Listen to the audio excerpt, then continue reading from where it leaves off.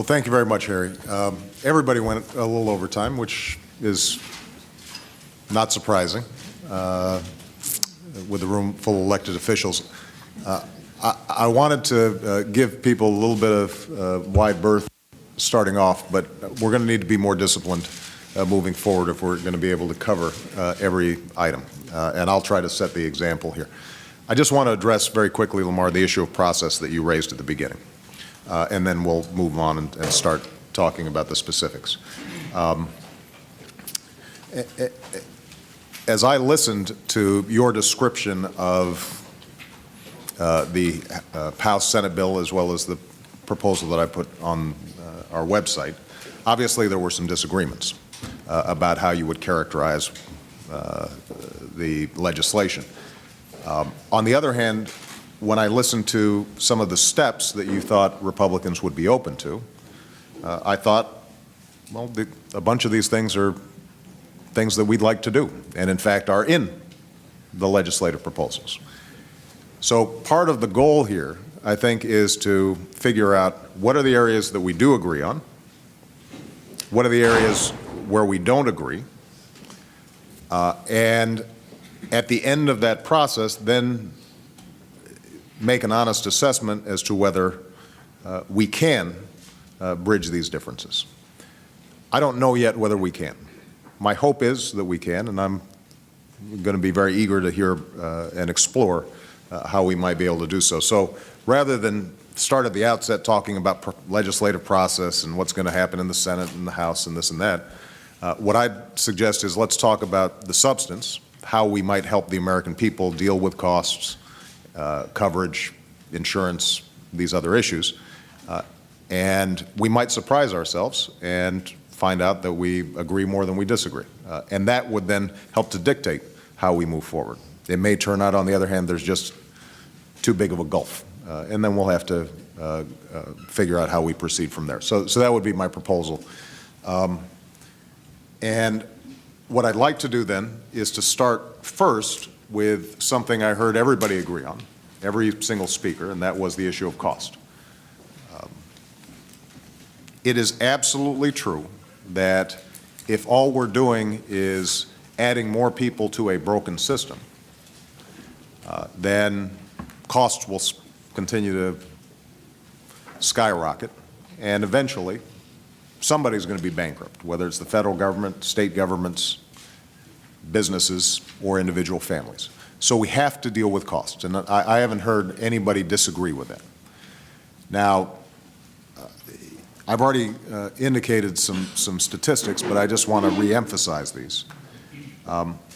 More than a quarter of small businesses have reported a premium increase of 20% or more just last year. 20%. As a consequence, a lot of small businesses have dropped coverage altogether. Fewer than half of businesses with fewer than 10 workers now offer coverage. By one estimate, without health care reform, by the end of the decade, premiums for businesses would more than double in most states. And the total cost per employee is expected to rise to more than $28,000. So you can imagine what that does to hiring, what that means for incomes, and you can imagine how many families are going to be unable to afford insurance. As I mentioned earlier, I hear stories from people all the time about how these costs have very concrete impacts on their lives. I spoke to a family, the Links from Nashville, Tennessee. They've always tried to do right by their workers with their family-run company, but they had to do the unthinkable and lay off employees because their health care costs were too high. I've talked to other business people who say, we were going to hire, but we decided not to when we got our monthly premiums.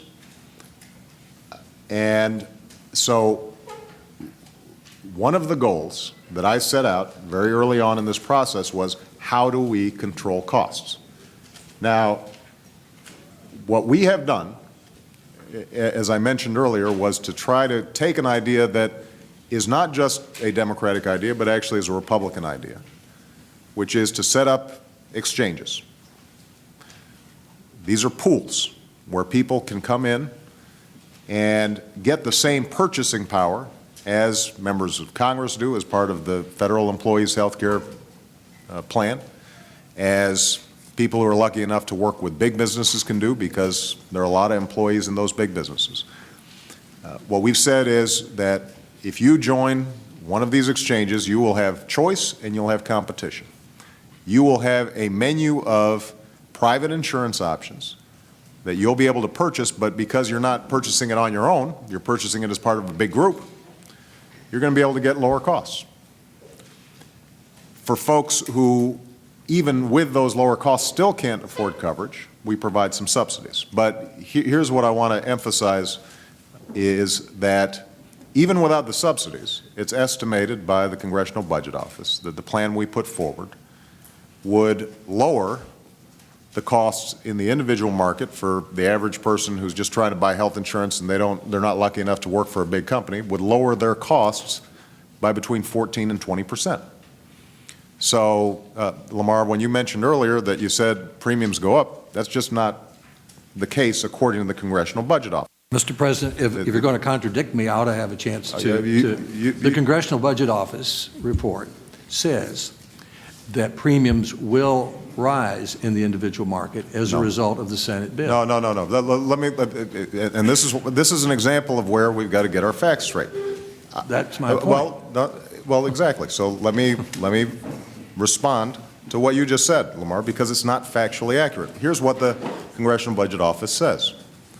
The costs for families for the same type of coverage as they're currently receiving would go down 14 to 20%. What the Congressional Budget Office says is that because now they've got a better deal, because policies are cheaper, they may choose to buy better coverage than they have right now. And that might be 10 to 13% more expensive than the bad insurance that they had previously. But they didn't say that the actual premiums would be going up. What they said was they'd be going down by 14 to 20%. I promise you, I've gone through this very carefully with the Congressional Budget Office. And I'll be happy to present this to the press and whoever's listening, because this is an important issue. Well, may I? Let me just finish, Lamar. Now, what we've done is we've tried to take every single cost containment idea that's out there. Every proposal that healthcare economists say will reduce healthcare costs, we've tried to adopt in the various proposals. There are some additional ideas that Republicans have presented that we think are interesting, and we also tried to include. So let me give you an example. You mentioned the idea of buying across state lines insurance. That's something that I've put in my proposal that's actually in the Senate proposal. I think that it shows some promise. You mentioned that, that Mike Enzi has previously said that he's interested in small businesses being able to pool in the equivalent of some sort of exchange. So that's where there's some overlap. But I just think it's very important to understand that what we've done is to try to take every single cost containment idea that's out there and try to adopt it in this bill. What I'd like to do is to see if we can proceed and have a very concrete conversation about what are the ideas that you guys have that you don't think are in our bill to contain costs. And what I want to do is to see if maybe we can adopt some of those or refine what we've already done in order to further reduce costs. Mr. President, I've had and what my I'd time. like to do also is to make sure that you maybe suggest some of the ideas that are currently in the bill that you think are good. Because, Lamar, in your opening introduction, what I saw was, sort of the usual critique of why you thought it was bad. But as I said, we've adopted a lot of the ideas that we've heard from your side of the aisle. So I hope maybe you could say, well, those are the ones that we think are good ideas. Here are the things that we think are bad ideas, as opposed to just painting in broad brush. Go ahead. Mr. President, let me show some respect for my colleagues here. They're all here, eager to speak, all sure they could do a better job than I could on any of these points. And what I would like to do is get back directly to you with why I believe, with respect, you're wrong about the bill. Your bill would increase premiums, I believe. You say it wouldn't. So rather than argue with you in public about it, I'd like to put my facts down, give them to you. Maybe other colleagues will say that. As far as Mike Enzie's proposal, he's ready to talk about it. Others are. So I appreciate the opportunity that Mitch and John gave me to talk. You've made some interesting points, and why not let other members of Congress have a chance to talk? I think it's a great idea. I'd like to get this issue settled about whether premiums are reduced before we leave today, because I'm pretty certain I'm not wrong. And, you give us the information, and we're going to be here all afternoon. I promise you we'll get this settled before the day's out. All right? Mitch, who would you like to talk about costs? Mr. President, since some liberties have been taken here, let me just make a quick observation. Then I'm going to call on Dr. Coburn to make our framing statement on the issue of cost containment. Well, one thing I think we need to be acutely aware of, ladies and gentlemen, we are here representing the American people. And Harry mentioned several polls. I think it is not irrelevant that the American people, if you average out all of the polls, are opposed to this bill by 55 to 37. And we know from a USA Today Gallup poll out this morning, they're opposed to using the reconciliation device, the short circuit approach that Lamar referred to that would end up with only bipartisan opposition, by 52 to 39. Now, I'd like to call on Dr. Tom Coburn, who's been a practicing physician for many years, to address the cost containment issue. Thank you. Well, Mr. President, thanks for having us do this. I think today's going to be enlightening. The first thing I would do is put out a caution to us because what I see the Congress doing and what I saw this last year is us actually performing bad medicine. And that is that we get stuck in the idea of treating the symptom rather than treating the disease. And whether you go to Harvard or whether you go to Thomson Reuters, there's some facts we know about healthcare in America. And the facts we know is 1 out of every $3 that gets spent doesn't help anybody get well and doesn't prevent anybody from getting sick. The second thing we know is from the Congressional Research Service that most of the mal-drivers today in healthcare come from government rules and regulations. The government now directs over 60% of the healthcare in this country. And if throwing money at it and creating new government programs could solve it, we wouldn't be sitting here today because we've done all that, it hadn't worked. So what I thought we ought to do is maybe talk about why does it cost so much? Because the thing that keeps people from getting access to care in our country is cost. You mentioned Malia and Sasha. The fact is with young kids going to the ER, whether they have meningitis or asthma, they're going to get treated in this country. But they may get labeled with a pre-existing illness after that. And that's another thing I'd be happy to talk about at a later time. But the fact is we know how to treat acute asthma. What we don't do a good job of is preventing children from getting acute asthma. We don't do the good job of prevention. So when you break down the costs, what we know is 33% of the costs in healthcare shouldn't be there. And how do we go about doing that? And what are the components of that cost? And when you look at when it's studied, and if you look at what Malcolm Sparrow from Harvard says, he says 20% of the cost of federal government health care is fraud. That's his number. If you look at Thomson Reuters, when they look at all of this, they say at least 15% of government-run health care is fraud. Well, when you look at the total amount of health care that's government-run, you're talking $150 billion a year.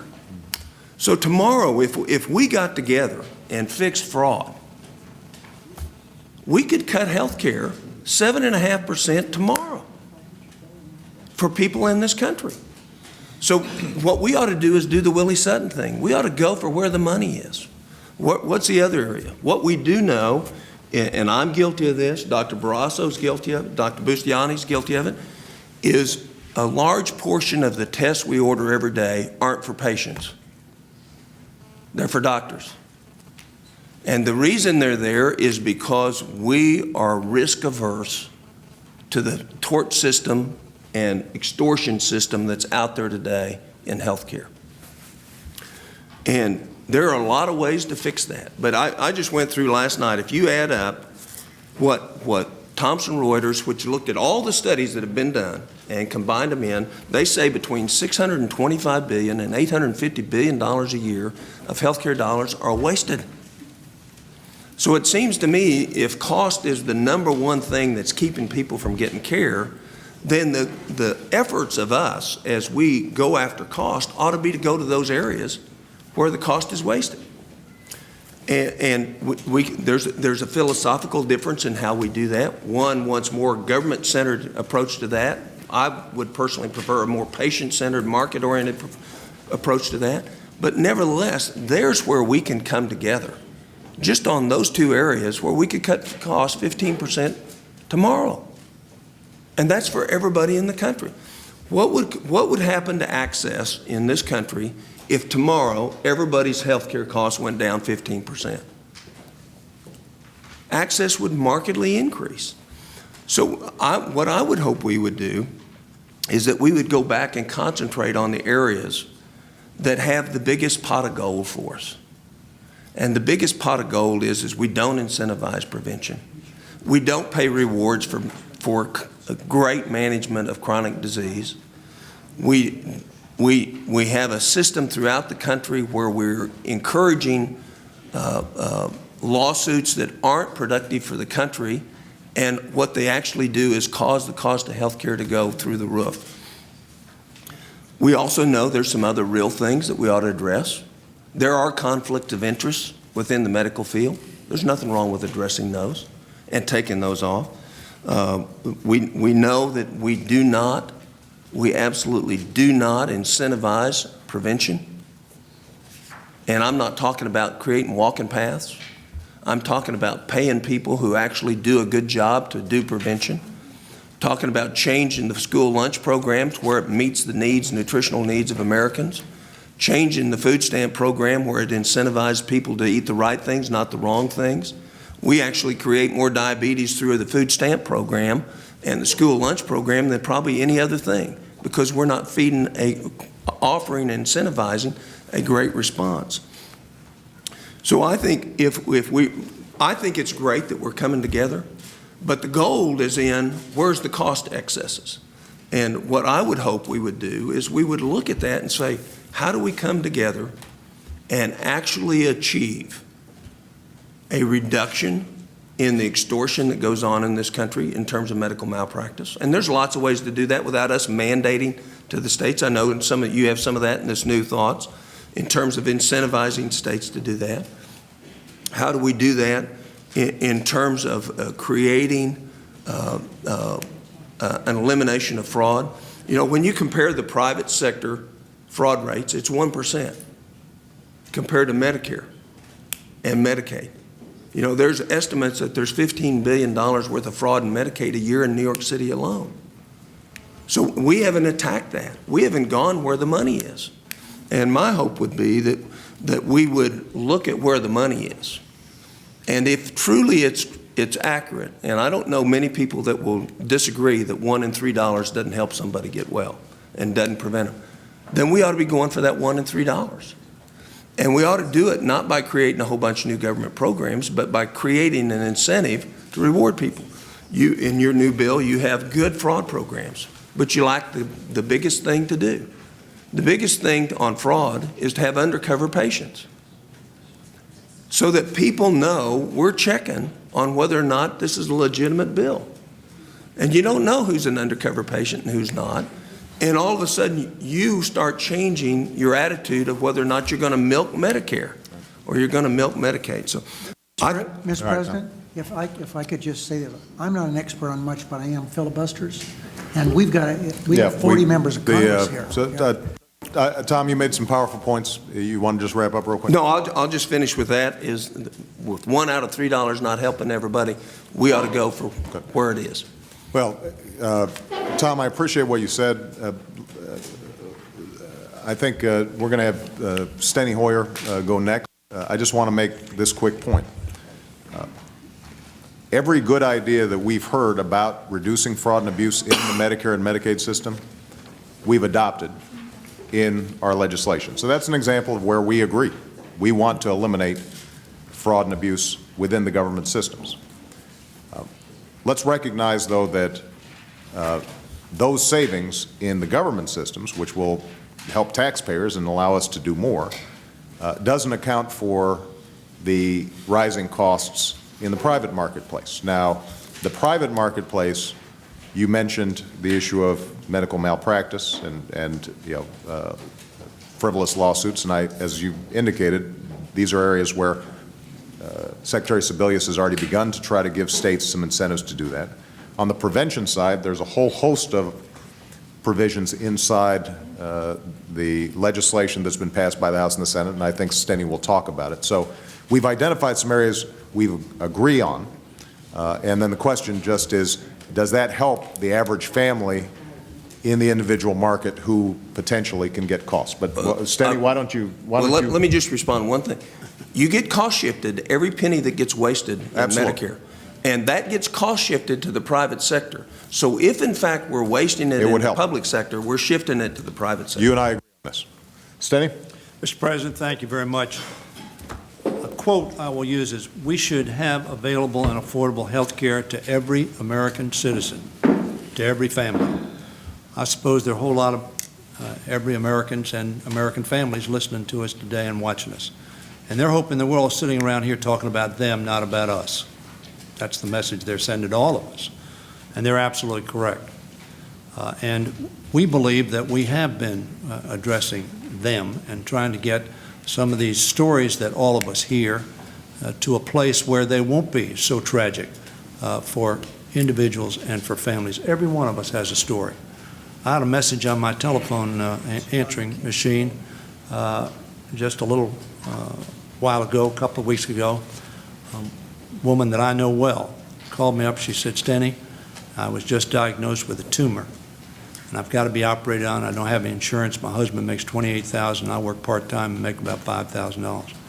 She says, "We're making too much money from Medicaid, and we're going to go to the University of Maryland Hospital. They want 50% down of a $25,000 bill." She doesn't have that. And we're working on that, trying to get her some additional help. Hopefully we can. I had a small business in my district, like all of you, who last year paid $1,100. Couple, healthy, paid $1,100. Their bill is going to go up to $1,830 next year. That's a 67% increase. They called me up and said, "We don't know that we can afford to keep our small business going." So all of us, John McCain, my good friend, that was your quote, as you probably recall, in the debate that you had with President Obama. And the good thing was that both of you, in effect, said the same thing, that we need to get to the objective of covering all Americans and having them have access to affordable health care. We agree with that. I think probably everyone around this table agrees to it. So what we're going to talk about is the how. Cost containment is clearly one of those issues that we need to deal with. Cost containment for that small business that is having a 67% increase. Cost containment for that woman who can't afford insurance but has a health care issue that she can't avoid. It's not optional for her. So we have to deal with that. Many in my caucus believe that one way of doing that is to increase competition, to have an open, free market that is transparent. I think all of us around this table agree that a free market does that. An open market, a transparent market where people can compare prices and compare what they're going to get.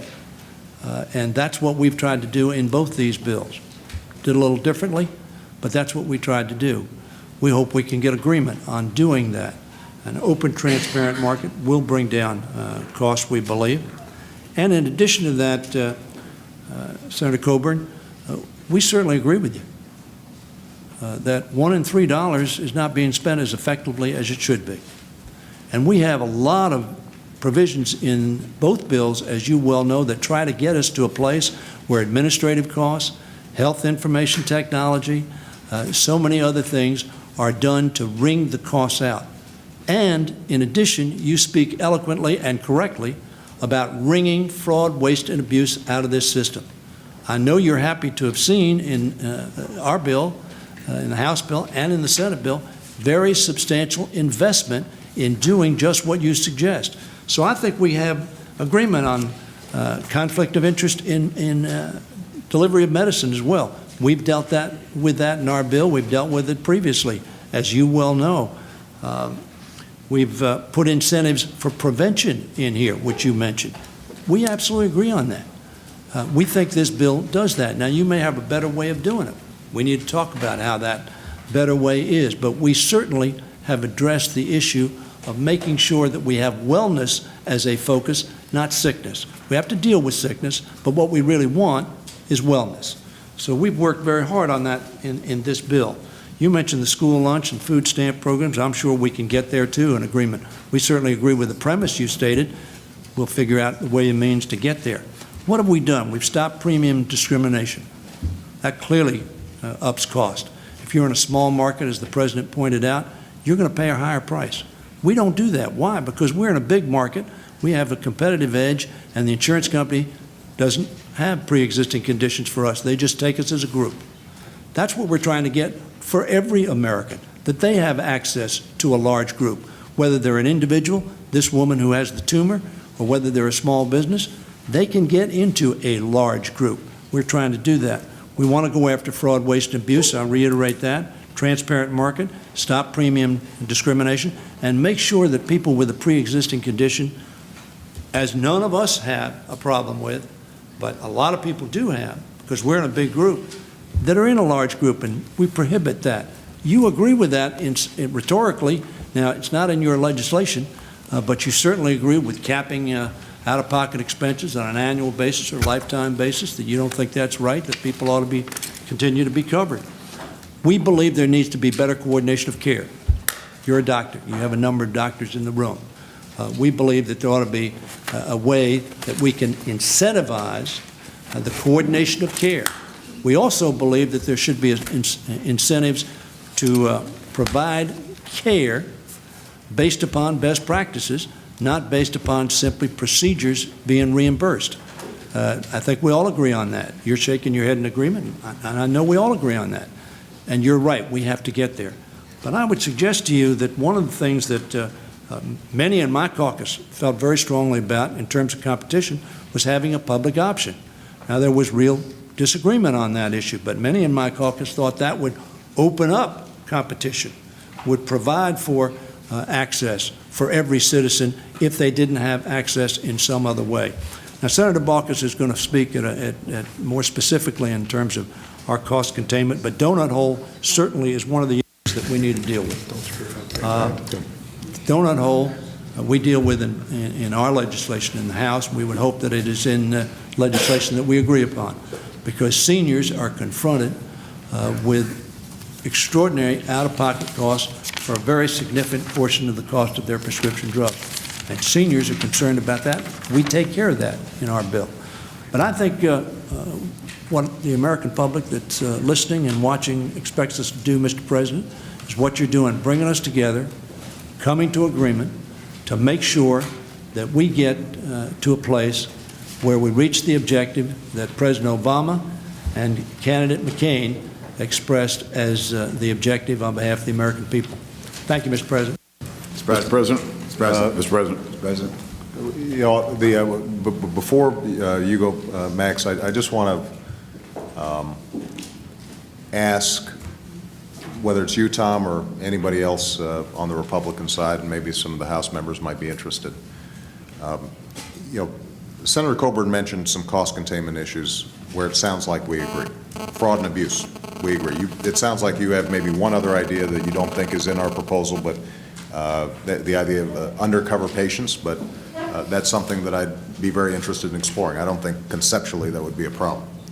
The issue of prevention, and that includes, by the way, things like how our kids are eating and getting exercise, and I'm proud of the First Lady for working to see what she can do on that front. And there are some provisions in the legislation that's already been passed through the Senate and the House that directly relate to this that I think you'd be supportive of. The issue of defensive medicine, as I indicated, Secretary Sebelius is working on this, but I think that there are things that we could do at the state level to help foster innovation and eliminate some of the concerns that you've got. I would be interested in hearing from any of our Republican colleagues what objections they have to what we consider one of the biggest ways of driving down costs, and that's what Steny just referred to, which is allowing individuals and small businesses who are currently trapped in a very expensive market, essentially they're having to be out there fending for themselves, to be able to buy into essentially a large group, to become part of a large group, just like all of us as government employees are part of a large group, so that they have more negotiating power with the insurance companies, which I think we all agree would drive down costs.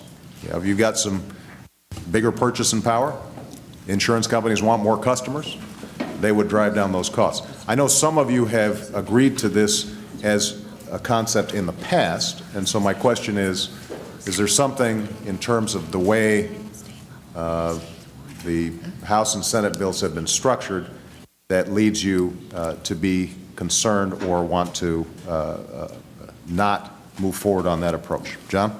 Well, Mr. President, I'd like to yield to Mr. Klein from Minnesota, who will talk about the small business health plans in terms of how we would propose to do this.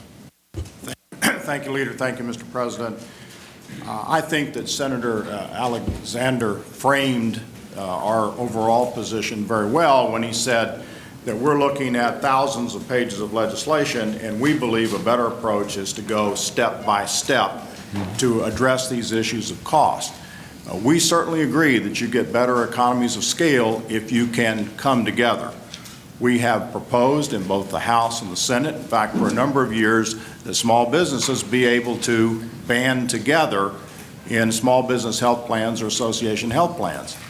We all know, and I've heard everybody say here, that small businesses are the engine that drives our economy. Yeah. We also know that about half of the uninsured either work for small businesses or depend upon somebody who does. And so we believe that we ought to address that issue by allowing these small businesses to band together in the same way that I think, Mr. President, you mentioned, large companies do. And I mean really the same way, so that they get all the advantages of, if they self-insure, being able to avoid the 50 state mandates, being able to lower their administrative costs because they're not having to deal with that. And it will lower the cost of premiums for these small businesses and allow them to insure more people and to keep people, they're already insured, on the books, because we all know stories like we've heard here of small businesses that are saying, I can no longer provide insurance for my employees. Yeah. Small businesses have been asking for this for years. It's not a new idea. Right. They've been asking for it for years, and we think it's a far better way to get these economies of scale than the exchange thing that's in the huge bill. This will actually allow businesses to be able to lower their costs exactly the same way that large businesses do. Okay. Max is going to go, and then I'll go to you, Rob.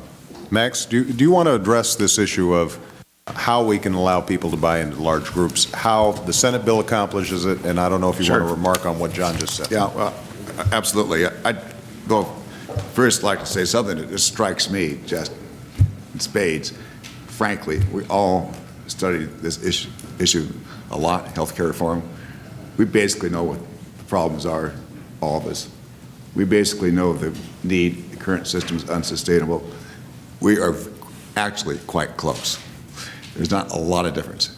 Close in the sense, that, without being corny and dramatic about this, that the American people want us to do something that's just basically reasonable.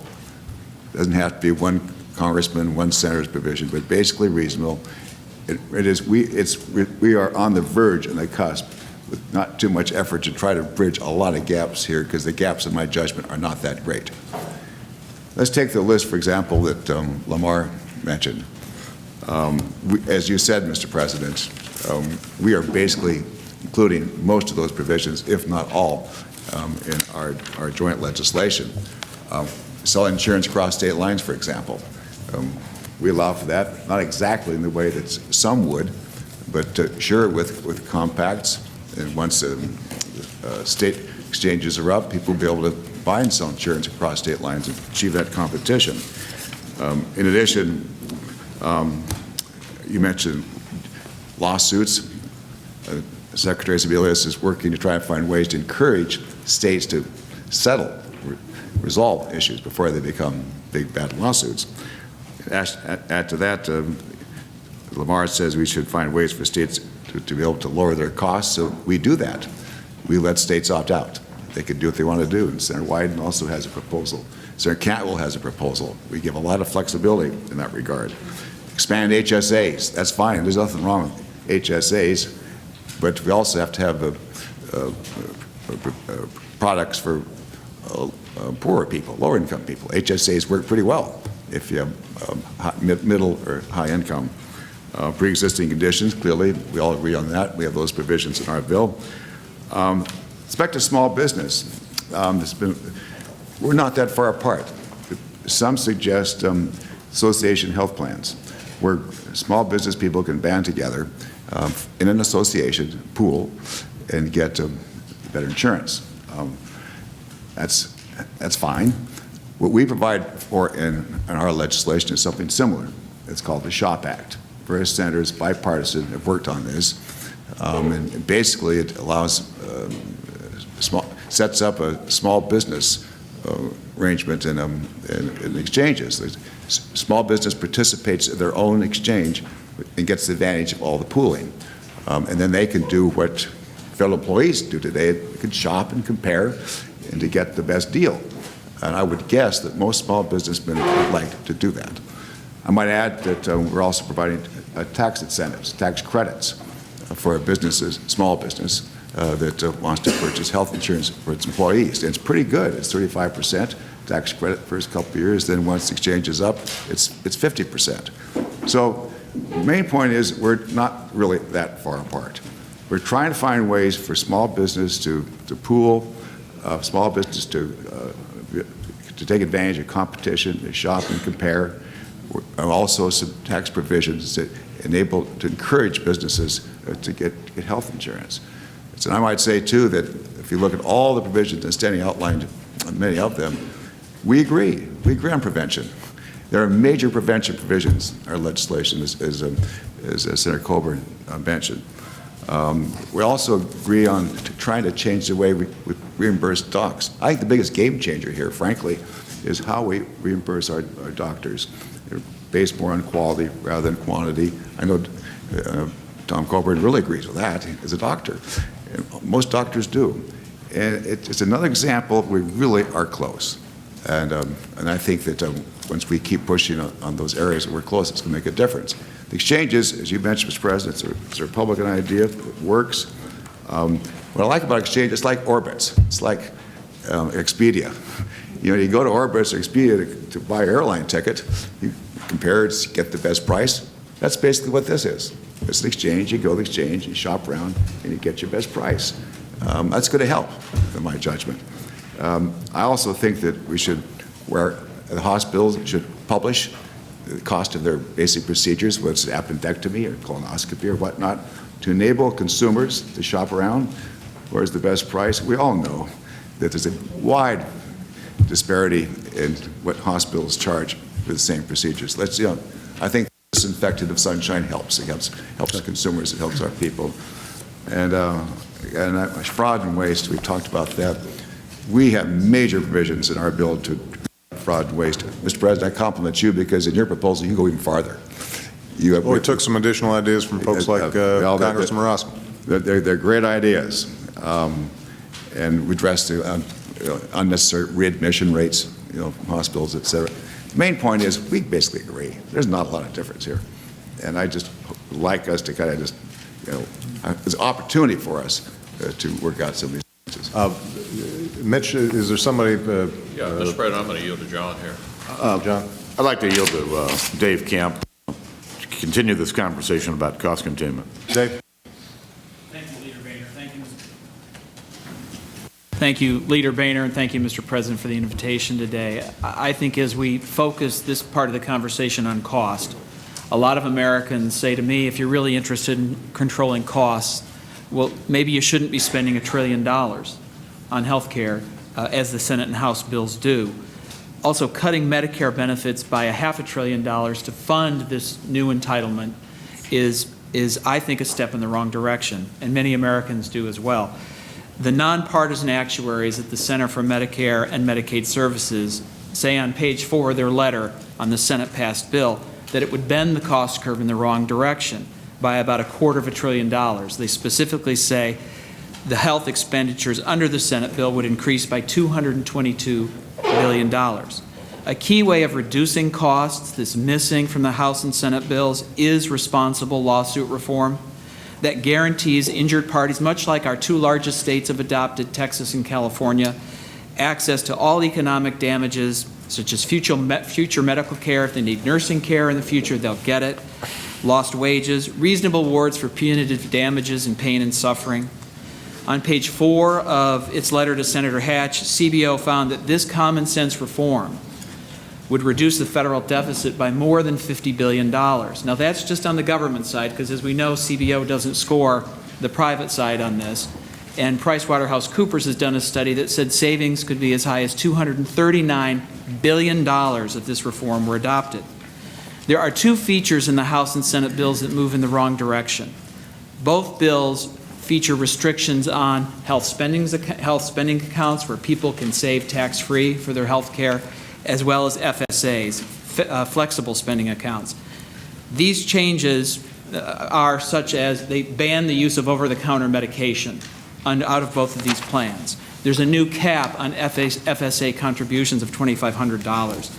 That text, that language is found on page 1,959 of the Senate bill, and that will hinder the growth of those plans, and which encourage Americans to consider quality and price when they purchase health care. And let me just say, under HSA plans, premiums increased just 1.3% for individuals in 2007 to 2008 and declined 5.4% for families in that same period. And when people switch from a PPO, a preferred provider organization, to a health savings account, their premiums decline by an average of $3,800. Now, another concern I have is the Senate bill, which on page 982 creates an unelected board charged with recommending even more Medicare reductions. And if Congress doesn't accept these recommendations, they have to find other Medicare spending to cut instead. And that gives, I think, too much authority to unelected bureaucrats rather than to elected representatives of the people, and the power to decide whether to cut Medicare and by how much. Now, holding down health care costs for the government is important, but I think it's also important to hold down costs for families and employees. Dave, I don't mean to interrupt, but we're going to have the whole section talking about deficits, and we can talk about the changes in Medicare. We were trying to focus on costs related to lowering families. And the only concern I've got is, look, if every speaker, at least on one side, is going through every provision and saying what they don't like, it's going to be hard for us to see if we can arrive at some agreements on things that we all agree on. So I don't want to try to cut you off.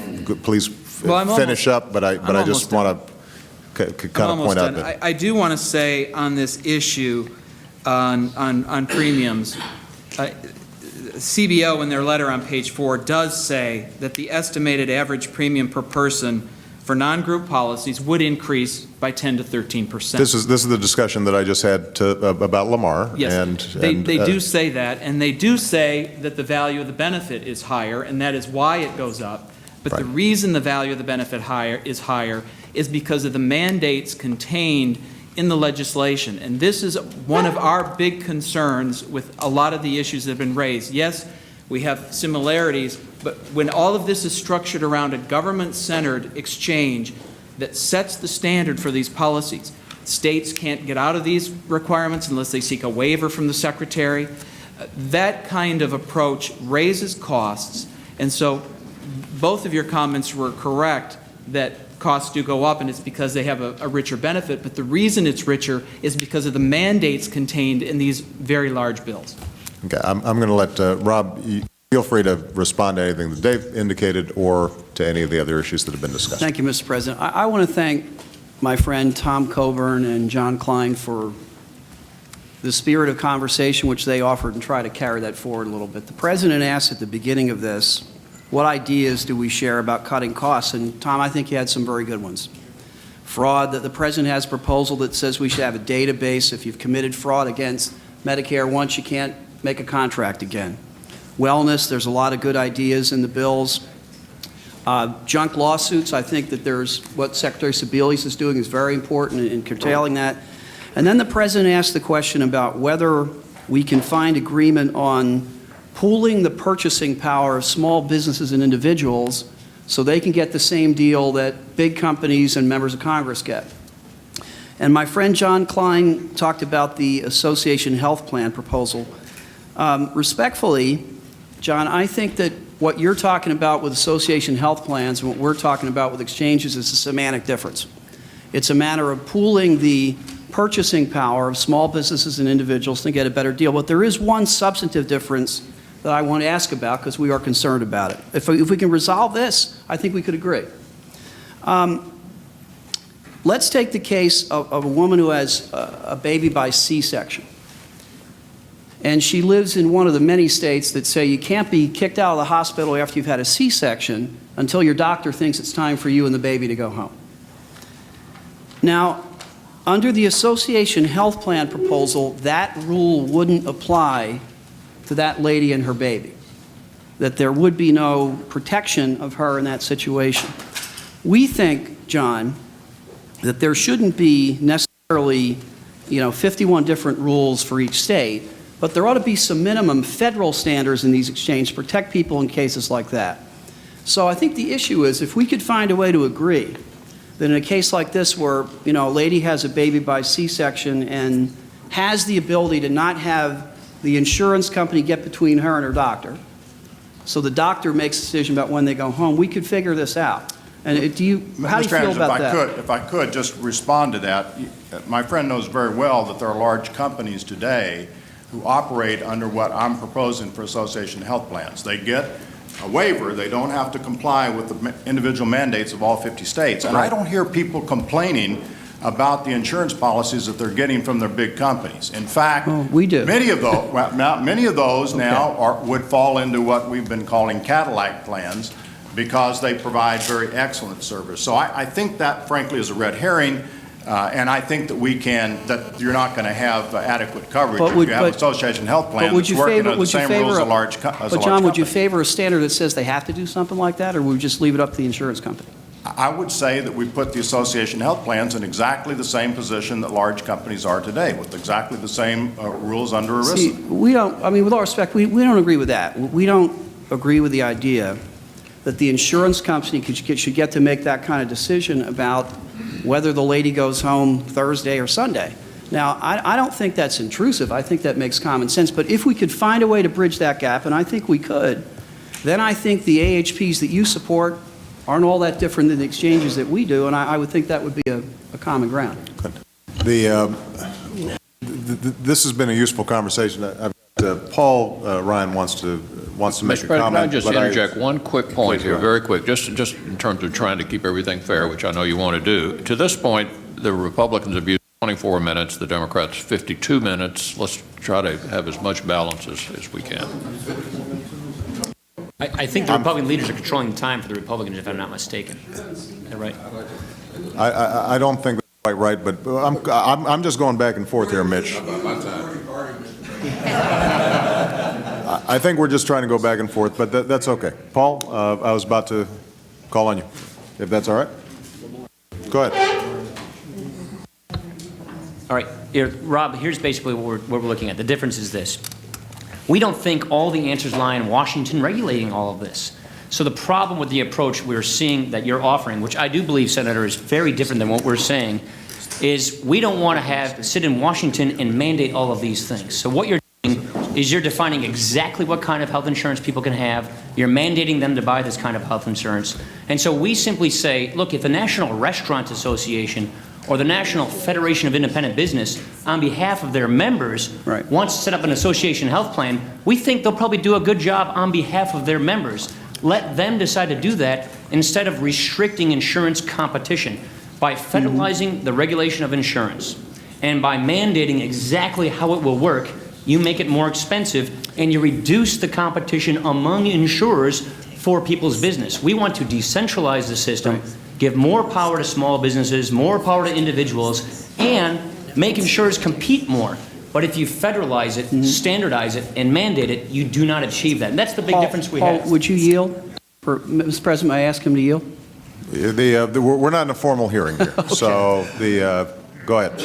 Paul, I read your roadmap, and I thought one of the things that you said is that there should be some minimum consumer protections in the exchanges that you propose. Did I get that wrong? And there are in every state. And so what we're simply saying is, look, lots of us have offered lots of different ideas. We've got dozens of Republican ideas offered in the House in bills, in the Senate, and many of us look at the point of the fact that the states, you know, do we distrust our governors? Do we distrust our state legislatures? Do we distrust all the state insurance? Yeah, okay, some of you may do that. Depends on who it is, Paul. But should we regulate all of this? Should 40 people in Washington decide exactly how this works and what you can and cannot buy? Paul, there's just a difference in philosophy. No. Look, It is. I think this is an important point. We've got a couple other people who want to speak. We've gone about 45 minutes on this section. We're running over because we went long on the opening statements, and you're right. There was an imbalance on the opening statements because I'm the president, and so I made. I didn't count my time in terms of dividing it evenly. In this section, Mitch, we've gone back and forth Senator pretty Schumer well. for the Senate. I know Senator Schumer wants to speak, and I know that Jim Clyburn wants to say something very quickly, and you guys may want to. John Kyle would like to. And John, but what I want to do though is just focus in on this philosophical debate. This is a legitimate debate. And it actually speaks to the point that Congressman Camp was making earlier about what's happening in the exchanges. You know, when I was young, just got out of college, I had to buy auto insurance. I had a beat-up old car. And I won't name the name of the insurance company, but there was a company, let's call it Acme Insurance in Illinois. And I was paying my premiums every month. After about 6 months, I got rear-ended, and I called up Acme and said, you know, I'd like to see if I can get my car repaired. And they laughed at me over the phone because really this was set up not to actually provide insurance. What it was set up was to meet the legal requirements, but it really wasn't serious insurance. Now, it's one thing if you got an old beat-up car that you can't get fixed. It's another thing if your kid is sick or you've got breast cancer. So the general idea has been here that we should set up some minimum standards within the exchange, that a plan that people are buying into, whether it's a small business or an individual, should be at least solid enough that if your kid got sick, they're actually going to be treated. That if something happened, that you weren't left with a huge bunch of out-of-pocket costs. It is true that you can always get cheaper insurance if it has really high deductibles or really high co-payments or doesn't cover as many things. And so there has to be a balance that's struck there. I just want to point out, though, that the principle of pooling is at the center of both the Senate and the House bill. And the reason I'm pointing this out is because there was a lot of talk about government takeover of health care. And the implication, I think, was that everybody was going to have to sign up for a government health care plan. Now, that's not the issue.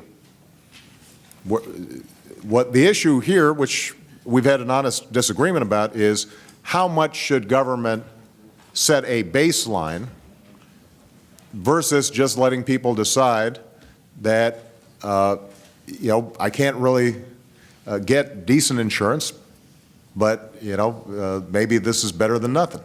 And that's a legitimate argument. I don't disagree with that, but I just wanted to point out that when we start talking about how much government involvement is at issue here, it's not because the House or the Senate bills are a government takeover of health care.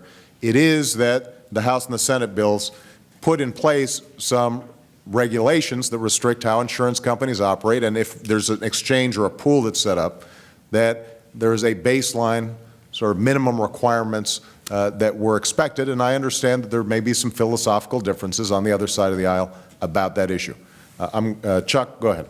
Thank you, Mr. President, and I thank you. I think there's been a constructive dialogue.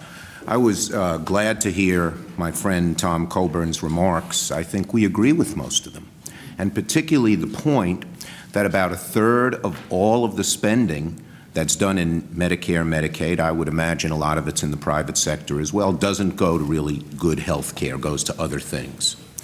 And the real nub of this is, how do we wring that waste out, that fraud, abuse, duplication, without interfering with the good care that we want every person on Medicare, Medicaid, and private insurance to get? The average citizen knows this happens. How many times when you look at your medical bill, you've undergone a minor procedure, and you see Dr. Smith, $4,000, and you sort of vaguely remember he just waved and poked his head in the door? Or how about, probably it's happening right now, there's some salesman talking to some doctor and saying, hey, my company will finance a machine for you for $1 million. So you don't have to pay for it, you can gradually pay it. We'll show you how to fill it up all the time, and you'll increase your income by $200,000. And there's another machine 3 blocks away that's already working and available. So these are the things we have to go after. And Tom, I thought your suggestion of undercover patients, and I tried to check here, I don't think we do it now, is a great idea. And it's one that we can come together on. I think there are other things that we can come together on. Senator Cantwell put a provision in the Senate bill that said we ought to reward doctors for doing quality, not quantity. So that doctor, and there's a small number of doctors, that Gawande study showed, thing in the New Yorker that I think we've all read, that a small number of people who are just trying to maximize their income throw the whole system off. It threw the whole city of McAllen, Texas off, while El Paso had much lower rates. Maria Cantwell has a provision in there which I would think you folks could agree on, that says that we ought to reward doctors for the quality, not the quantity, not the number of times they could put someone through a machine, but how good the care is. There's a provision in there, Senator Rockefeller authored, it comes in the insurance part, that says 80 to 85% of what insurance companies put forward should go to the get money in for, should go to the patient. So I think we can do all of these things, but if we're going to eliminate the waste, fraud, and abuse in Medicare, it does mean we're going to cut some of that out. And when I hear my friend Dave Camp say, you cannot cut money out of Medicare, well, we don't want to cut the good stuff that you point out, or add the prevention, but if we're going to, if what Senator Coburn says, that 1/3 of Medicare doesn't go to patient care, you can't just get up there and say, we don't want to cut anything out of Medicare. We want to cut the bad stuff and keep the good stuff. And I think that's where we can find common ground on some of the things you've mentioned, some of the things that are in our bill, and I hope at least in this area we can move forward that way, because frankly, the Republican Party has always stood for getting rid of the waste, fraud, and abuse in the system. In '97, it was the centerpiece of your program, and all of a sudden this year we're hearing, don't do any of that. That's something that I think we can come together on. I thank you. Mr. President, can we turn to John? I'm sorry. Sure, I'm sorry. You had John. We're going to go to John, and then we're going to go to Jim Clyburn, and then I think we're going to take a break because we've run out of time. So, John. Thank you, Mr. President. I think you framed the issue very well just a moment ago, because there are some fundamental differences between us here that we cannot paper over. And, Mr. President, when you said that this is a philosophical debate and it's a legitimate debate, I agree with that. We do not agree about the fundamental question of who should be mostly in charge. And you identified this question as central. Do you trust the states or do you trust Washington? Do you trust patients and doctors making the decision or do you trust Washington? Now, there's a mix of both, of course, in health care. But there is a big difference between our approaches. And there is so much in the bills that you've supported that puts control in Washington that we have a very difficult time supporting those provisions. And it's not a matter of just saying we all agree on the goal of reducing waste, fraud, and abuse. We all do, of course. It's how you do it. Now, let me give you a couple of examples. Dave Camp, I think, pointed out the answer to the dispute that you and Lamar Alexander had a moment ago, and he was exactly right. Let me quote from the Congressional Budget Office letter. This is from Doug Elmendorf to Evan Bayh, November 30th, 2009. Quote, CBO and Joint Tax Committee estimate that the average premium per person covered, including dependents, for new non-group policies would be about 10% to 13% higher in 2016 than the average premium for non-group coverage in the same year under current law. Oliver Wyman, a very respected third-party group, says it's even more, about 54%. In my state of Arizona, 72% increase. Why is it so? For a variety of reasons, but one of which both you and Dave Camp agreed on. It is a richer benefit. How did it get that way? Because the federal government would mandate it under your legislation in the insurance exchanges. And as a result, there would be a higher cost. How does this happen? There is an actuarial requirement of 60% actuarial value in the exchange for the least costly plan. But the average in the country today of a high deductible plan is 48%. The range today is 40 to 80%, and the average is between 55 and 60. So what the government is doing here is saying, we're going to mandate that the insurance cover more things than it does right now, and therefore the cost is going to go up. Second example, you say, how can we help small businesses? Well, we know one way you don't help small businesses is by raising the payroll, the Medicare payroll tax on them, which is what this legislation does. Besides that, it's a job killer. Look at the taxes on beneficiaries as well. This is a third example. You don't cut costs when you raise taxes on medical devices that help us, when you raise taxes on pharmaceutical products, when you raise taxes on the insurance premiums themselves. Quote, these fees on insurers, medical devices, and pharmaceuticals would increase costs for the affected firms, which would be passed on to purchasers and would ultimately raise insurance premiums by a corresponding amount. Congressional Budget Office. So when you raise these taxes, in all of the different fees that are in this legislation, it inevitably increases the costs on the consumer. And why do you have to raise all of this money? Because of the expenses of the legislation that underlie all of this. That's why Republicans would rather start not by having to raise a lot of money in order to pay the high cost of this bill, but to start a piece at a time directing solutions to specific problems. That way you don't incur all of the costs up front, which require you to raise the taxes. Last quick point. One of the worst things about this is for people that have catastrophic medical expenses today, after you've spent 7.5% of your adjusted gross income, you can deduct that. This bill would raise that to 10%. Who does that hurt? The very people you promised, Mr. President, that you wouldn't allow taxes to be raised on. Average age, 45. Average income, $69,000. These are not wealthy people. Just another example of why, because the bill has to raise so much money, it ends up hurting the very people that we want to help. Okay. John, I'm going to go to you, Jim, but since, as has tended to happen here,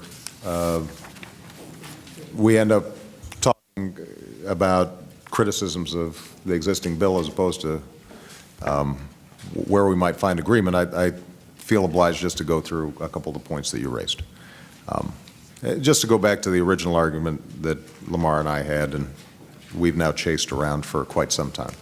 Look, if I'm a self-employed person who right now can't get coverage or can only buy the equivalent of Acme insurance that I had for my car. So I have some sort of high deductible plan. It's basically not health insurance, it's house insurance. I'm buying that to protect me from some catastrophic situation. Otherwise, I'm just paying out of pocket. I don't go to the doctor, I don't get preventive care. There are a whole bunch of things I just do without. But if I get hit by a truck, maybe I don't go bankrupt. All right, so that's what I'm purchasing right now.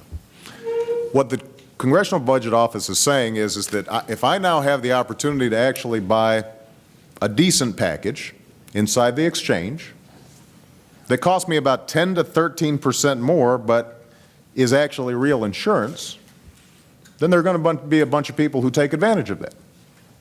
So yes, I'm paying 10 to 13% more because instead of buying an apple, I'm getting an orange. They're two different things.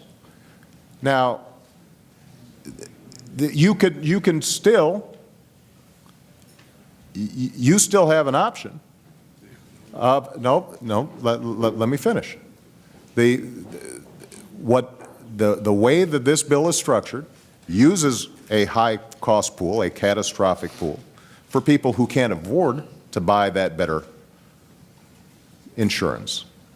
But overall, for a basic package, which, by the way, is a lot less generous than we give ourselves in Congress. So, I'm amused when people say, let people have this not-so-good plan, let them have a high deductible, but there'd be a riot in Congress if we suddenly said, let's have Congress have a high deductible plan, because we all think it's pretty important to provide coverage for our families, and the federal health insurance program has a minimum benefit that all of us take advantage of.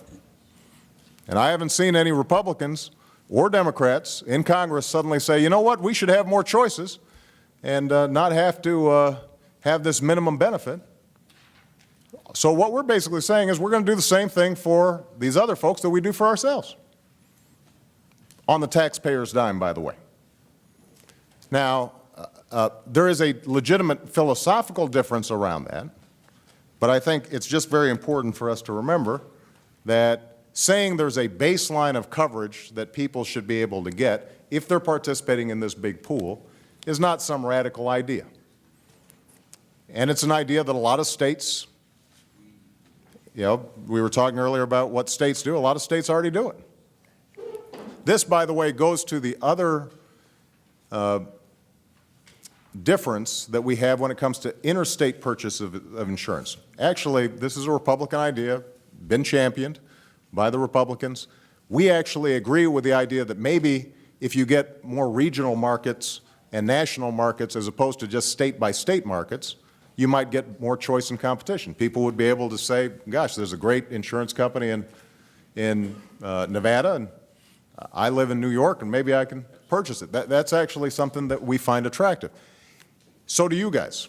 But again, the one difference, as I understand it, and the reason you're not supporting the approach that we take is what we say is there should be sort of a minimum baseline benefit, because if not, what ends up happening is you can have a company set up in Nevada. Let's assume there were no rules there. There are no protections for the woman who's got breast cancer. They go into New York.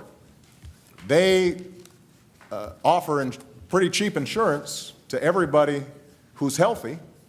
They don't offer the same insurance to people who aren't so healthy or have pre-existing conditions. They drain from New York all the healthy people who are getting cheaper rates, but now suddenly everybody left in New York who doesn't qualify for that cheaper plan is in a pool that's sicker, older, and their premiums go up. So what we've said is, well, if we can set a baseline, then you can have interstate competition, but it's not a race to the bottom. Rather, everybody's got some basic care. Now, these are legitimate arguments to have, but I just want to point out that this issue of government regulation, and which we're going to also be talking about with respect to insurance, is very different than the way this has been framed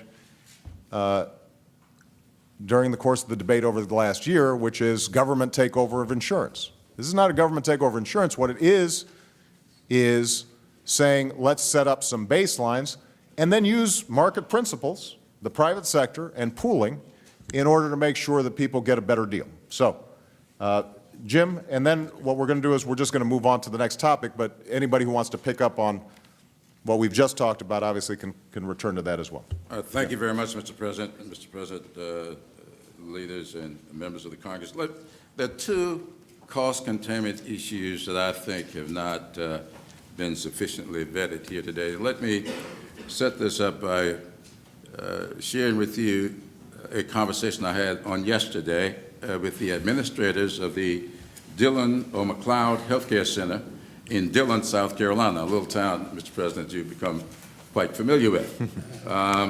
They told me that their emergency room activities have doubled over the past several years. And they were looking for some assistance to expand the size of that emergency room.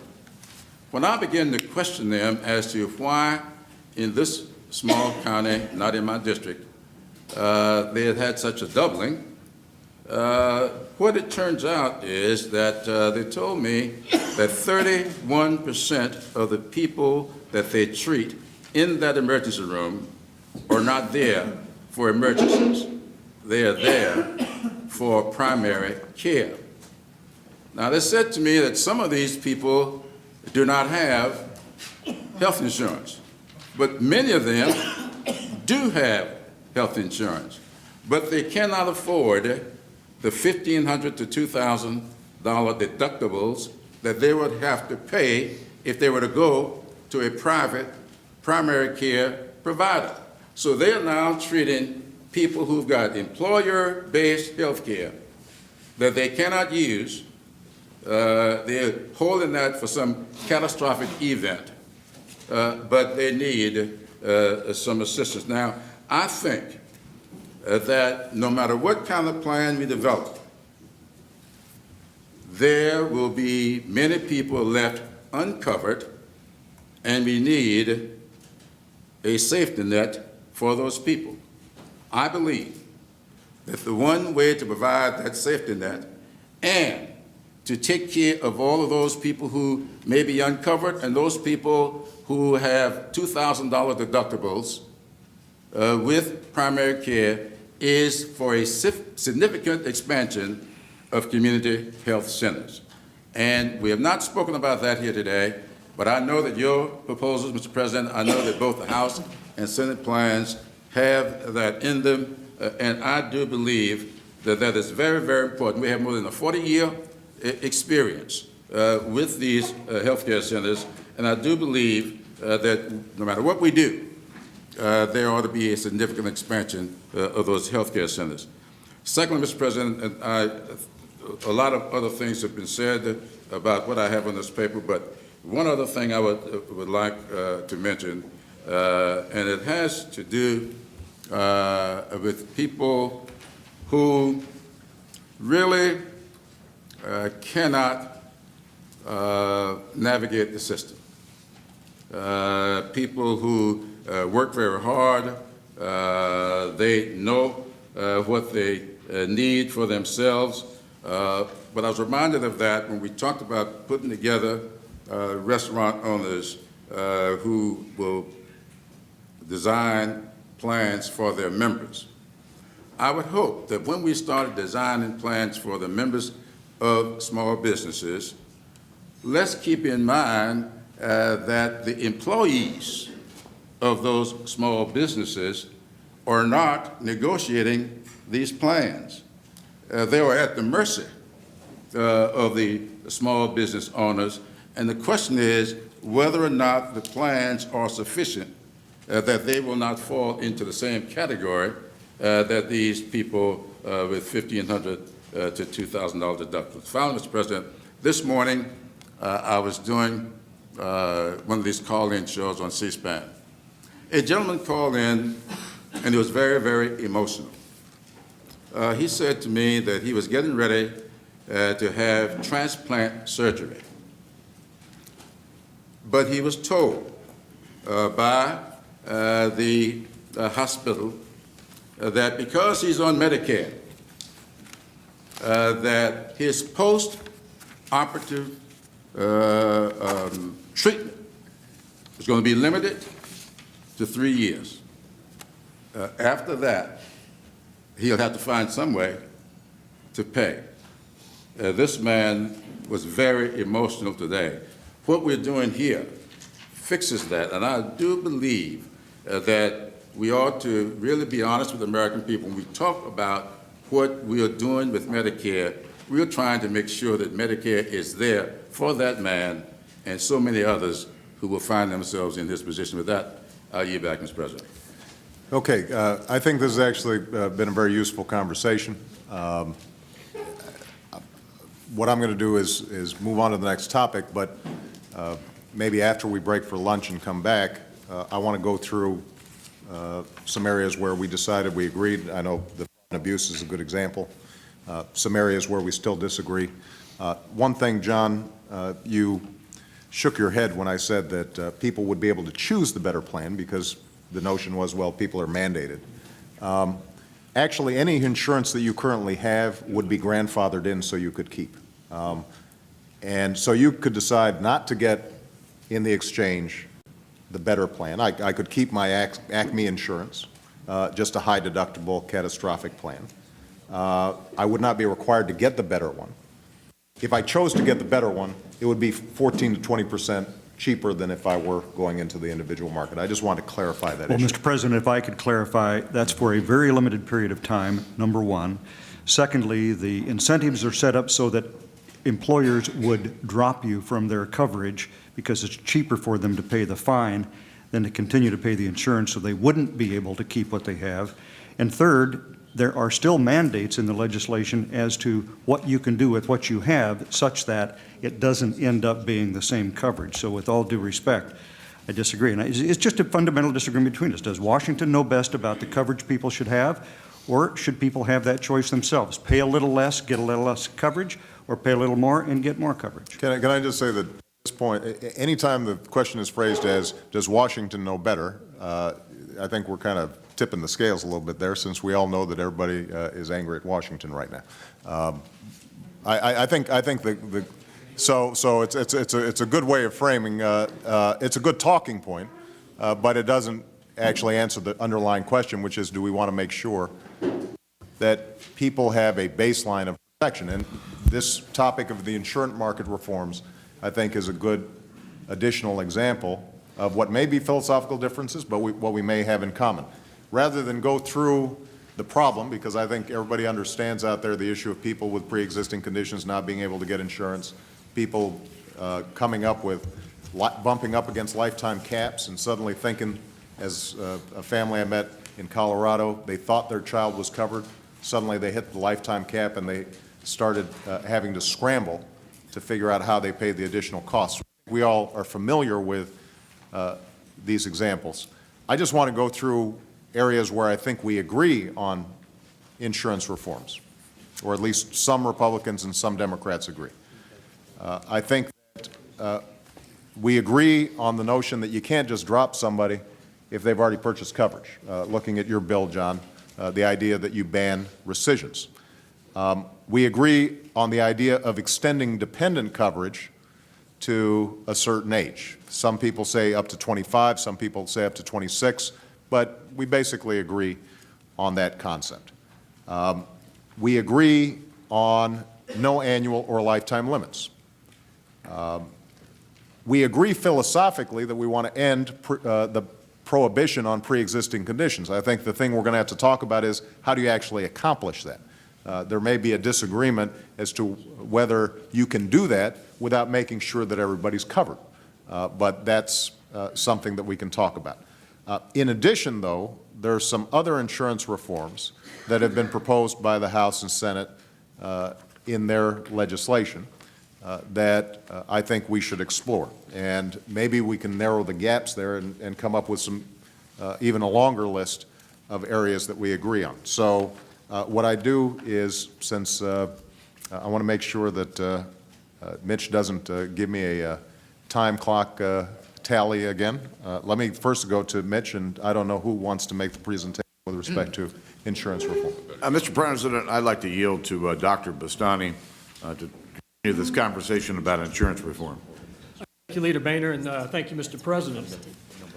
I come at this as a physician, a cardiovascular surgeon with over 20 years of practice doing open heart surgery, dealing with patients who have have come to me with very, very challenging cases at very difficult times in their lives.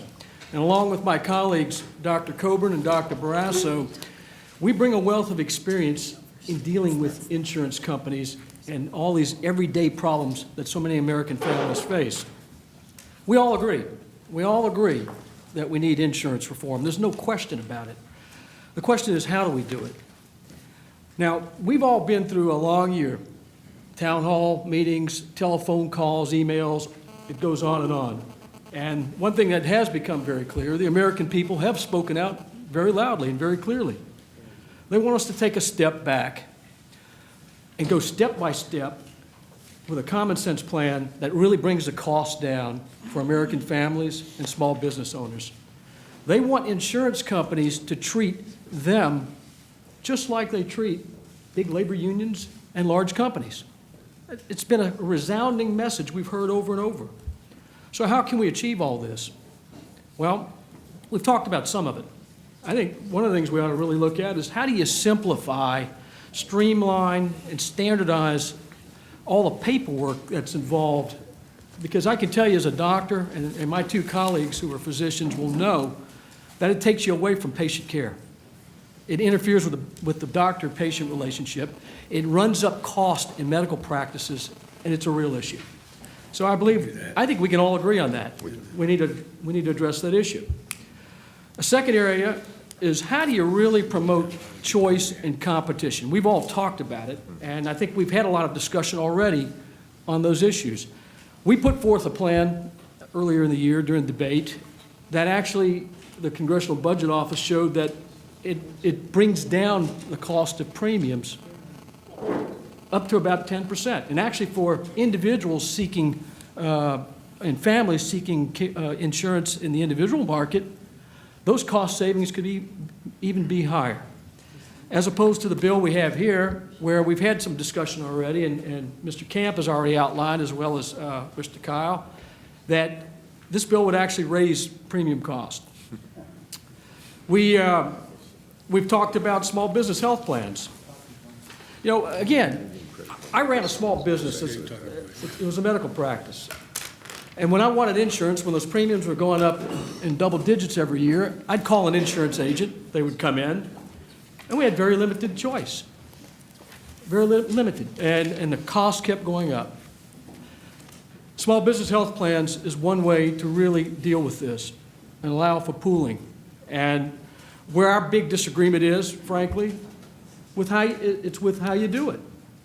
And if you create a plan with exchanges that are overly restrictive, it really doesn't, it defeats the purpose. And I believe we can have faith in the American public to figure out, if it's transparent enough, what's their best deal? What's the best deal for a small business owner or a family in this sort of arrangement? The same goes for purchasing insurance across state lines. I think I'm glad to hear our Democratic colleagues agree that this is an approach that needs to be taken to promote choice and competition. But again, we feel that this bill restricts those options too much. And we think we can do it in a responsible way. I believe we probably could come together on this. But I think the existing proposals restrict it far too much. Health savings accounts. These are very, very popular among small business owners and families. And I think the one impediment today is the inability to save enough in these. And I think there are ways that we could promote these health savings accounts and promote real savings that will actually make a difference. It won't solve all the problems, but it's an important insurance reform that I think small businesses will really, really jump on if we could expand those savings opportunities. The current bill, as has been stated, adds some restrictions and some additional tax provisions on these, which make them less palatable. We all agree on prohibiting insurance companies from arbitrarily canceling insurance policies. That's a no-brainer. There's a strong agreement on both sides of the aisle there. Now, with regard to pre-existing conditions, this is an issue that is very difficult, and many of us and our families may have been faced with it. I can tell you I faced it when I closed my medical practice because I had a health condition, an arthritis condition. And I went to the same insurance carrier that covered my small medical practice for 14 years and got the big red no. can't insure you or your family. Now, that's frankly unacceptable. Now, what we propose is using risk pools, expanding these risk pools, and reinsurance. It's an affordable way to do it. It creates certainty for a family that's faced with this very difficult set of circumstances. Certainty is important. And our plan would not raise premium costs extravagantly, whereas the proposal here would raise those costs, and it doesn't really create the kind of certainty a family needs because there are waiting lists, and that proposal is only temporary to something else that we don't know what it's going to be. The other thing we do is we create a way for small business owners to actually shop and compare apples to apples. Transparency, and this is critical. Our plan does this without creating the kinds of restrictions that we see with the exchange process. And we agree that we have to eliminate annual and lifetime caps, so we have broad agreement there. So again, I think it's clear that the American people have rejected the bills that have gone through so far because they see increases in premiums for families. They see that it raises taxes significantly on families and raises Medicare to create a new entitlement. This doesn't really bring down the cost. This is really not the answer. What American families want is a common sense, step-by-step approach that will really lower the cost for families and small businesses. All right. I believe we have a duty to reform health care, but we have an obligation to get it right. Okay. Thanks, Charles. We're going to go to George Miller, and if you want to respond to specific things that Charles raised or make some more general points, we'll then go back to a Republican. At some point in this discussion, and we're going to have to be a little more disciplined in our time in order to stay on schedule on this section. At some point, I'd like Secretary Sebelius, who is not only a former governor but also insurance commissioner, to address some of the issues that have been coming up around insurance and minimum payments. Mr. President, I don't know if any of us were told of what the time limits are. Well, I'm trying to be flexible. I'm just curious if we've got a certain amount of time. We've got about half an hour remaining for this section. So if people can keep their Mr. President, points brief. From the Senate, we have Senator Harkin and Rockefeller respond Right. for the Democrats. And I've got a list. George? Thank you very much. This issue of insurance reform is, I think, where most families intersect with their insurance companies, with the health security of their families. And let's start out with our commonalities in the bill that Congressman Boehner, Leader Boehner, offered on the floor. He agreed that lifetime caps should be abolished, that annual caps should be abolished, that young people should be able to stay on their parents' plan. I think it was 25. I think in your suggestion, Mr. President, it's 26. So there's that kind of commonality there. But we think that, and our bill goes further in some of the suggestions you've made in the interim since the House and Senate have passed these bills, is that clearly we think that preventative care should not carry a copay with it, that we ought to encourage people to get that kind of preventative care for themselves, certainly for their children. We allow the health savings accounts to continue. That's a variation on, as my colleague talked about, what they think insurance reform should reflect. Clearly now, when we see the request in California for a 38% increase, in Michigan for 56% increase, I think in Maine it's 27% increase. You've suggested stronger language than we have in either the House or Senate bill, I think along the lines what Senator Feinstein has been talking about in terms of rate review. People are trapped in these systems. But the one area where there still seems to be disagreement, it was not in the substitute offered by the Republicans when we were on the floor, and that is this question of pre-existing conditions, because this is a real trap for families. Either because you find out that you need to go to get care for a disease or an illness, and you may get a checkup and they may discover that you have arthritis, but you didn't disclose you had arthritis, so now that's a pre-existing condition and you may lose that policy. You may have to provide more. And the fact of the matter is, you hate to admit this at my age, but I sit here with two artificial hips, a little bit of arthritis, and I have a kidney stone. I'm dead in that insurance market if I have to switch policies or switch companies or look for another chance. Now, why should that be? Those hip replacements have been with me for 15 years, and I have no trouble.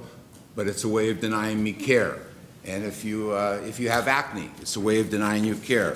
In fact, what you see from one of the Blue Cross companies here is 3 pages of things that will keep you out of care, will keep you from changing your jobs. And it goes on and on and on. With those, back pain will keep you, a pre-existing condition, acne that I mentioned, a cleft palate that we talked about earlier here. It means that. So what does that mean when you want to change jobs? What does that mean when you want to start your own company? It means you go without insurance. Or you pay some policy that has a $5,000 deductible or $7,000 deductible. This is a real issue to American families. 56 million people right now have insurance policies where pre-existing conditions can knock them out at any given time. We know that 13 million people were denied coverage over the last 3 years because of pre-existing conditions. And so now you're trapped. You have a pre-existing condition. You can continue maybe with that insurance company if you pay more, but you can't shop in the marketplace for another insurance company. You can't go from Blue Shield to Kaiser because you have a pre-existing condition. You start to see the economic trap and uncertainty that families are confronted with. Now, the interesting thing was, during these negotiations, Senator Dodd and I worked very hard on these issues. Most of the business community signed off on getting rid of these pre-existing conditions, and I think that that's important for us to understand that is what real insurance reform is about. Should you still be able to charge women more than men? Should you rate based upon gender? To what extent can you rate based upon ages? To what's the essential benefit that we're providing? We can all describe that plan that's really inexpensive. It just doesn't have many benefits that go with it for families. And so I think that this is a very important part of this discussion. I know when I go home in my district, I hear about this from the people I represent. I hear about this from my wife, and she's talking about our kids and her friends and people she spends time with, how they struggle with these. And what we're really talking about is the manipulation to move people around within the insurance market. And yes, you can go to a high-risk pool. So yes, because you have a pre-existing condition, because I have 2 artificial hips, I can go to the most expensive insurance system in the country. I'm now in a high-risk pool, and I'm trapped in that high-risk pool forever. You can make it a high-risk pool among states. You can make it a high-risk pool among small businesses. You can make it a high-risk pool among large businesses. I'm still trapped in the most expensive insurance because of something that happened to me that I had no control over. I have a child with a cleft palate. I have a child with acne. How can this possibly be? Now, fortunately, in our discussions, as I said, a lot of the business organizations have agreed that these things should be phased out over time. Some can be put in right away, as it's not terribly expensive to cover people 18 to 26, and that can be done right away, and we have that commonality. So I would just hope that we would focus on this issue of what real insurance reform looks like with respect to the impacts on families and individuals as they try to navigate this insurance market. Thank you, George. Mr. President, we'll turn now to John McCain. Well, thank you, Mr. President. Thank you for doing this. And I understand the 4 categories, but there's a big category that the people in my state and across this country are deeply concerned about. And that's not just the product that we are examining today, the 2,400 pages, but the process we've gone through to reach that. Now, both of us during the campaign promised change in Washington. In fact, 8 times you said that negotiations on health care reform would be conducted with the C-SPAN cameras. I'm glad more than a year later that they are here. Unfortunately, this product was not produced in that fashion. It was produced behind closed doors. It was produced with unsavory, I say that with respect, deal making. The the Louisiana Purchase, funding of $300 million for one state. The Cornhusker kickback, which is, I understand now, been done away with. One of the things that, as provisions of this legislation that was particularly offensive was the carve-out for 800,000 Florida seniors exempt from cuts in Medicare Advantage program. There's 330,000 seniors under Medicare Advantage in my home state of Arizona. They're deeply concerned about that. They're deeply concerned about the carve-outs for Vermont, Massachusetts, Hawaii, Michigan, Connecticut. $100 million for a hospital in Connecticut. Why should that happen? They don't understand it. And at the town hall meetings that I conduct all over my state, people are angry. We promised them change in Washington. And what we got was a process that you and I both said we would change in Washington. So then we got into the special interests, whether it be the Hospital Association or the AMA or others. And one of them that was particularly egregious, and I won't go through the whole list, was pharma. Pharma got an $80 billion deal, and in return for which they ran $150 million worth of ads in favor of, quote, health reform. Their over $2 million a year lobbyist was here at the White House and was reported to say in the media, a deal is a deal. And part of that deal was that there would not be competition amongst pharmaceutical companies for Medicare patients. The other, well, among others, was that the administration would oppose drug reimportation from Canada, a proposal that you supported in the United States Senate. John, Can I just say? Can I just finish, please? Well, and then at Christmas Day, I believe it was Christmas, the majority leader said, quote, a number of states are treated differently than other states. That's what legislation is all about. That's compromise. Compromise is not the word for that. So when my constituents and Americans now who overwhelmingly reject this proposal say go back to the beginning, they want us to go back to the beginning. They want us not to do this kind of legislating.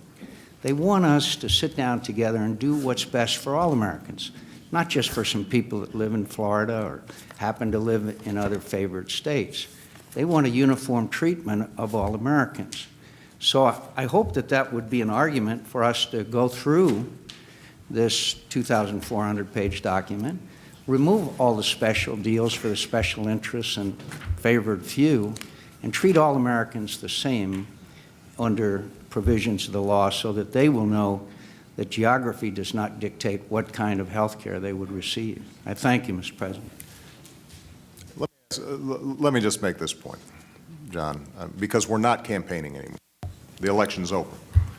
I'm reminded of that every day. So we can spend the remainder of the time with our respective talking points going back and forth. We were supposed to be talking about insurance. Obviously, I'm sure that Harry Reid and Chris Dodd and others who went through an exhaustive process through both the House and the Senate with the most hearings, the most debates on the floor, the longest markup in 22 years on each and every one of these bills would have a response for you. My concern is that if we do that, then we're essentially back on Fox News or MSNBC on the split screen just arguing back and forth. So my hope would be that we can just focus on the issues of how we actually get a bill done. And this would probably be a good time to turn it over to Secretary Sebelius, who... Could I just say, Mr. President, the American people care about what we did and how we did it. Well, and I think we ought, and it's a subject that I think we should discuss, and I thank you. They absolutely do care about it, John, and I think that the way you characterized it obviously would get some strong objections from the other side. We can have a debate about process, or we can have a debate about how we're actually going to help the American people at this point. And I think that's the latter debate's the one that they care about a little bit more.